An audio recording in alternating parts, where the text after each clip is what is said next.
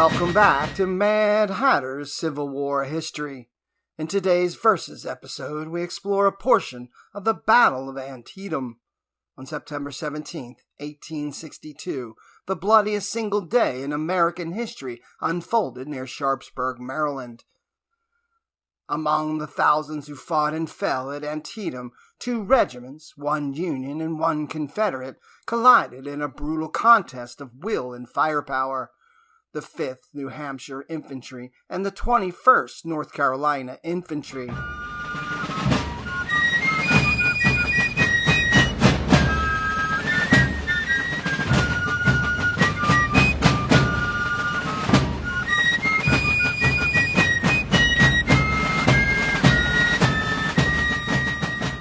The 5th New Hampshire Infantry mustered into service on October 22, 1861, in Concord, New Hampshire, and quickly became one of the most battle-hardened and respected regiments in the Union Army.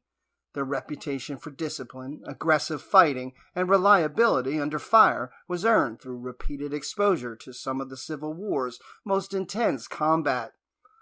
When we say the 5th New Hampshire suffered the highest total combat losses of any Union regiment, we're referring to the sheer number of soldiers killed in action, not just wounded or missing.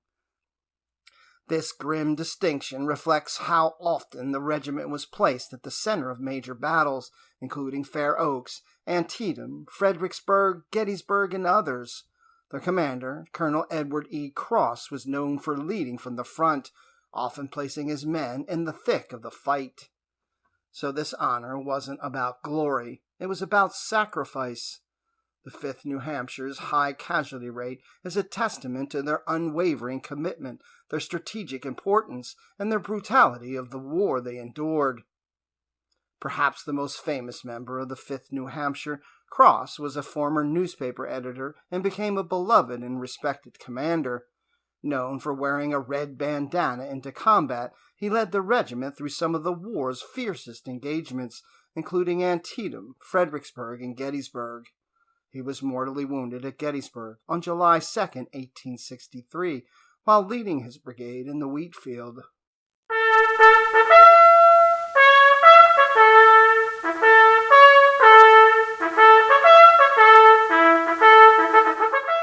The 21st North Carolina Infantry was organized in July of 1861 in Danville, Virginia, though its ranks were filled primarily with men from the Piedmont region of North Carolina, a central area known for its rolling hills and strong agricultural communities. Like many Confederate regiments, the 21st was formed from local volunteer companies, often made up of neighbors, friends, and family members who enlisted together out of a shared sense of duty, regional pride, and a desire to defend their homes and way of life. By the time they reached Antietam in September of 1862, the 21st North Carolina was already a seasoned combat unit. They had fought under General Thomas Stonewall Jackson during his brilliant Shenandoah Valley campaign in the spring of 1862. This campaign was a masterclass in maneuver warfare, where Jackson's smaller force repeatedly outmaneuvered and defeated larger Union armies. The 21st North Carolina played a key role in several of these engagements, including the battles of First Winchester, Cross Keys, and Port Republic. These early experiences hardened the regiment and forged a strong esprit de corps. They learned to march fast, fight hard, and endure hardship, traits that would serve them well at Antietam. In the days leading up to the battle, the 21st was part of Jackson's wing of the Confederate Army of Northern Virginia. After helping force the surrender of the Union garrison at Harper's Ferry on September 15th, they made a rapid and exhausting march to Sharpsburg, arriving just in time to be thrown into the line defending the Confederate left flank. At Antietam, they were positioned near the Sunken Road, also known as Bloody Lane, where they faced repeated Union assaults.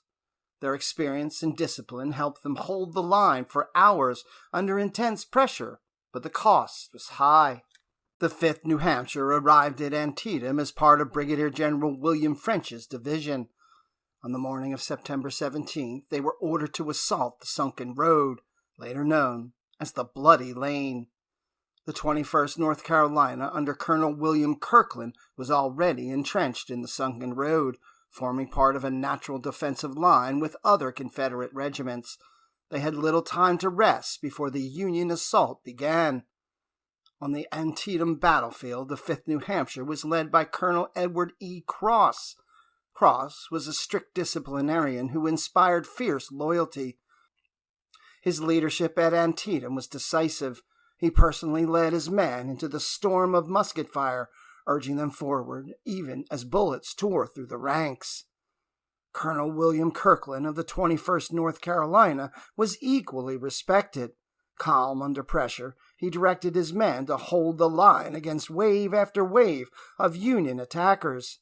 His ability to maintain cohesion under fire helped the Confederates inflict devastating losses. The two regiments met in the heart of the Sunken Road. For over 3 hours, the 5th New Hampshire and 21st North Carolina exchanged volleys at close range. Smoke choked the air. Bodies piled in the trench. The 5th New Hampshire lost over 180 men in the assault. The 21st North Carolina suffered similar losses, many cut down as they tried to hold their ground. Eventually, the Union forces flanked the position, forcing the Confederates to retreat. The Sunken Road was left littered with the dead, a symbol of the battle's brutality. The Battle of Antietam ended in a tactical stalemate, but it gave President Abraham Lincoln the political momentum to issue the Emancipation Proclamation. For the 5th New Hampshire and 21st North Carolina, Antietam was a crucible of fire that tested their courage and cost them dearly. Colonel Cross would continue to lead his men until he was mortally wounded at Gettysburg. Colonel Kirkland would survive the war and later serve in the U.S. Army. The regiments, one Union, one Confederate, fought with honor and left a legacy written in blood and valor. In the quiet of Antietam's fields, the echoes of that day still linger. The 5th New Hampshire and the 21st North Carolina, foes in war, now brothers in history.